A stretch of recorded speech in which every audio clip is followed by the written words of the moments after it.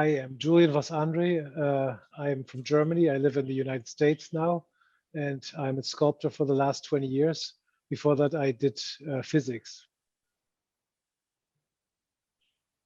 Is that good enough? So humble, Julian. There's so much more for you. I'm sure your wife, Adriana, can fill in more about you. Would you like to talk about him, Adrian? She met me when I made my first sculpture, actually, right at that week. I know more about your father-in-law than Adriana, actually, because you talk so much about him. Yeah, that's Adriana's father, George. Yeah. Yeah. Okay. Okay. So I'm going to add in a little bit of introduction about you later on. So let me jump right into the questions. And I'm going to read out the questions because I don't remember. I don't even memorize well. So I shall quote from your project, proposal by Martin Luther King Jr. In a real sense, all life is interrelated. All men are caught in an inescapable network of mutuality, tied in a single garment of destiny. Whatever affects us directly, whatever affects one directly, affects all indirectly. I can never be what I ought to be until you are what you ought to be. And you can never be what you ought to be until I am what I ought to be. This is the interrelated structure of reality. It's so beautiful. So I think this is the greatest reality at this present moment, Julian and Adriana, to bring to the world at this point of time, and not just Portland, because we are all interconnected. But I think at this point of time, we fail to realize we're interconnected. We are so separated. We are so vicious and violent in our aggressive, one-sided views. So this project would, I guess, help us reflect to carve a better future for ourselves. Please tell us, Julian and Adriana, in your own respective ways, what inspired you to get started on this project, and how the global interconnectedness is seen through this project, as depicted in the sculpture, and of course about the metaphorical aspects of the sculpture itself. Well, I'll just start, okay?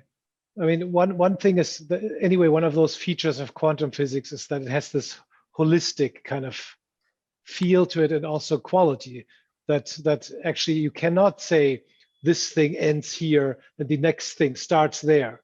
It's everything is actually connected. The wave function doesn't just go to zero, it actually goes exponentially towards zero, but it's not going to go away technically. And you can always find special cases where you can show these intricate connections between things that are thought classically to be disconnected. And so that's one way how as you know, the inspiration for these slices came from quantum physics. And it's one of those things that you feel when you have a blob of matter that has this kind of quality of, like a crystal in one dimension, has these equidistant wave fronts. It does feel like it's together. And if you have more than one body and have them close together and they're rendered in this style, it's a very natural way of feeling about it, that they're actually really one.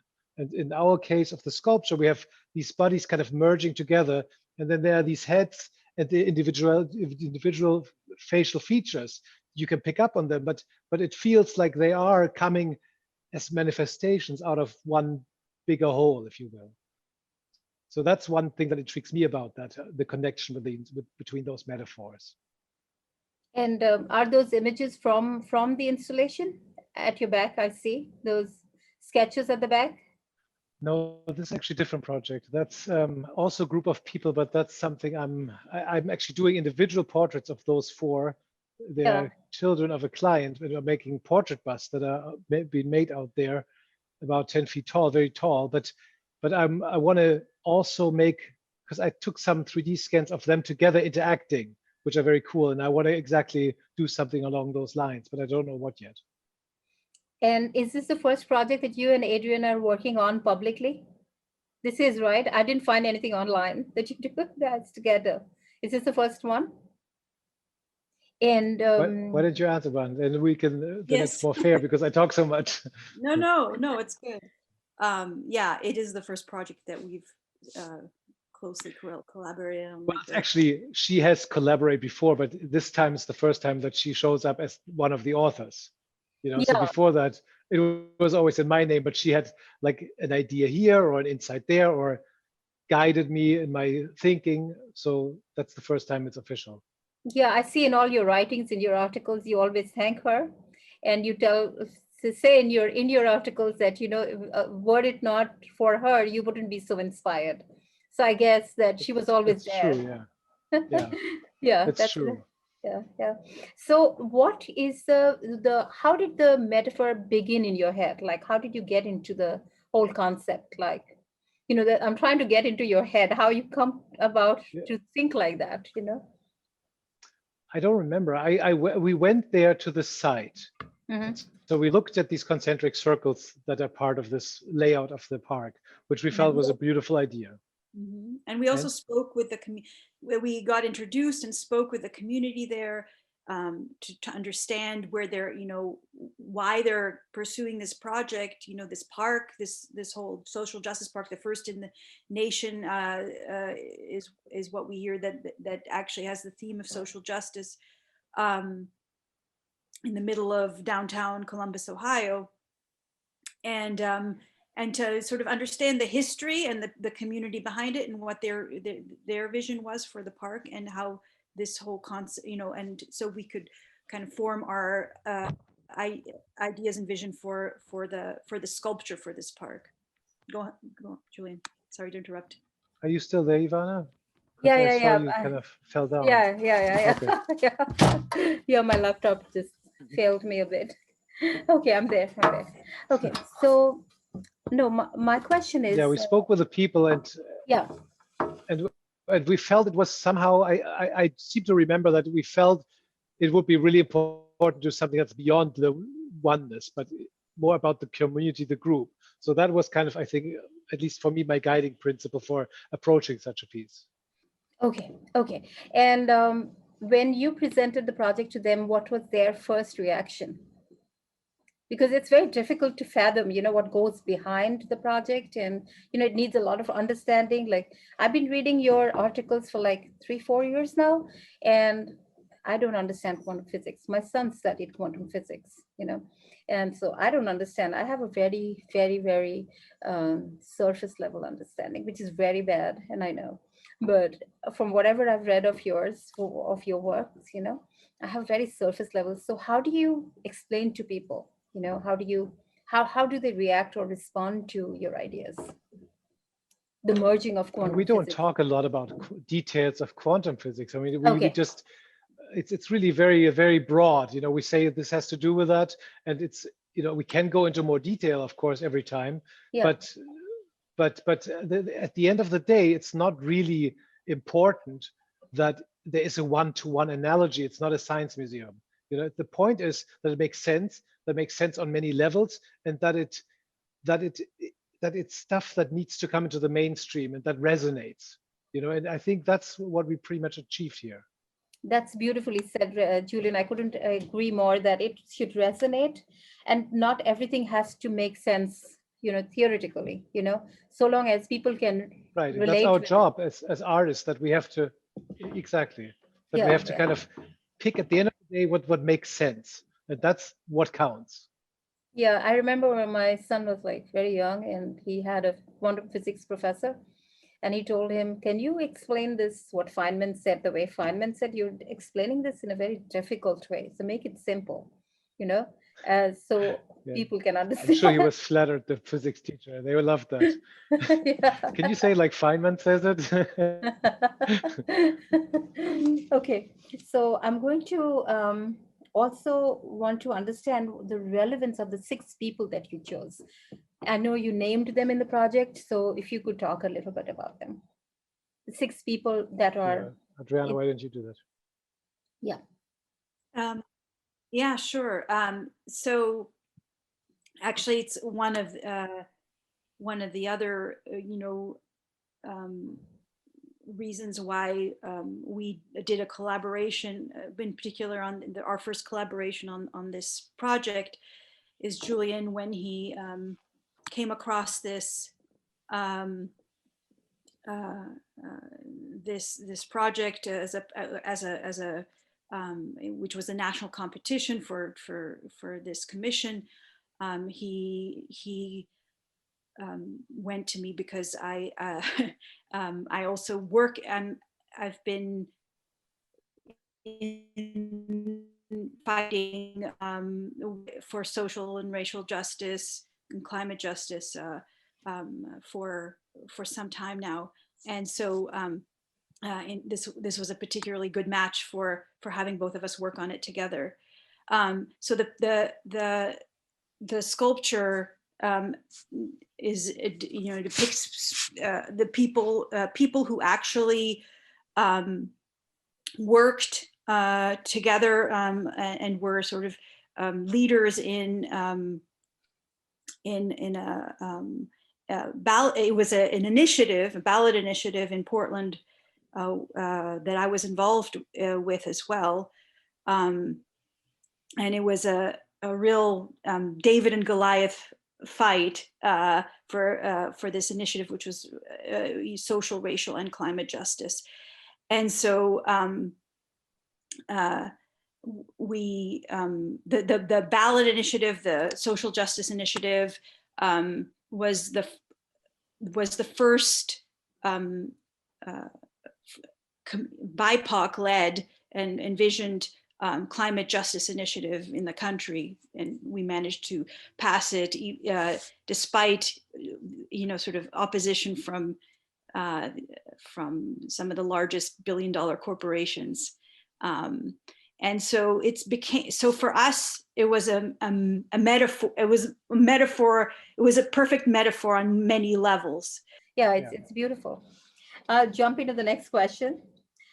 In one of your Leonardo articles, I recall reading on how you visualize quantum physics. And one of my favorites is your buckyball sculptures from your early days in Vienna, inspired by Da Vinci's illustration. I shall quote from the article.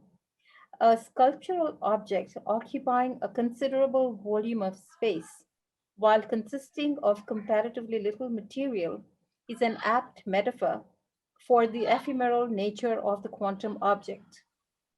It seems that your vision has been building more and more. Adriana, I love this light. That's I can see you more clearly. Yes. I love it. Thank you. It seems your vision has been building more and more connections, and now our single garment of destiny post the pandemic, and given what the universe is having to experience, is the ultimate statement, I think, in the world of quantum physics. Our human consciousness and the tangible world of art, the experiments and your ideas are all interwoven. I know you spoke already about it, but how did this journey, I know we already spoke about it via emails and stuff, but how did you start getting into this merging of quantum physics and sculpture? Well, let's check the door. So I was, when I was young, I was really interested in art and many other things. I had everything was proto like interested in, and then it kind of blossomed into like a specific interest. I couldn't just study physics without, I couldn't do it while doing other things. So I was like extremely only doing that. And so and then when I met Adriana, I was at a point where I could just let go and felt, okay, I've been to that point where I felt that is what humankind at this point knows and doesn't know. And you know, I've been to that group that interested me the most. They do this, the world between quantum physics and the philosophical implications, and it was kind of so perfect in a way how we met and how her father gave a talk about quantum physics and parapsychology, and that this was like what I needed to go beyond and also to touch base with my past, where I had been as in my youth. I was really interested in painting, in observation, in the mystical aspect of you observe something and it turns somehow into a piece of art that you step back with your, you know, with your consciousness and go like, wow, I learned something here that I didn't know. There's some sort of a coherence and some sort of an intelligence, if you will, that is beyond me.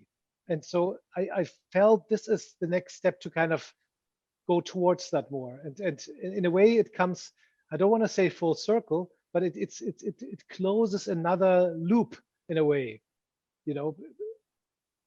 And I know what you there's mean. so much to it. Yeah. I mean, Yeah. there's in physics, there's the measurement problem and the interpretation of quantum physics, all like big unknown, and nobody really knows how to deal with this. Consciousness in biology is also this big topic, but nobody knows how to deal with it. And it seems almost unavoidable. That's straight up George, basically, that kind of thinking for many decades. He has been thinking along those lines to kind of see this as one part of the solution, you know, that there is not random, it's not ultimately random what's going on in reality, but there is, you know, there's consciousness and ways to see the world that look random from that very limited point of view. So somehow these things are desperately trying to get together, and we are trying to find that, you know, that expression as humankind, to think, if you will, religion and spirituality and science and art together again. Yeah, we talk about interdisciplines all the time, you know, Adriana, and in schools also, everywhere you think, but you guys are the symbol of interdisciplinary work, like from philosophy to your human consciousness to psychology, biology, physics, and even in your personal lives, you know, you all it's woven into your lives. So it's very inspirational, and it was lovely meeting both of you and talking about the project. And I'm going to say a bye now, but I'm not going to. I'm not. This is where I stop the recording.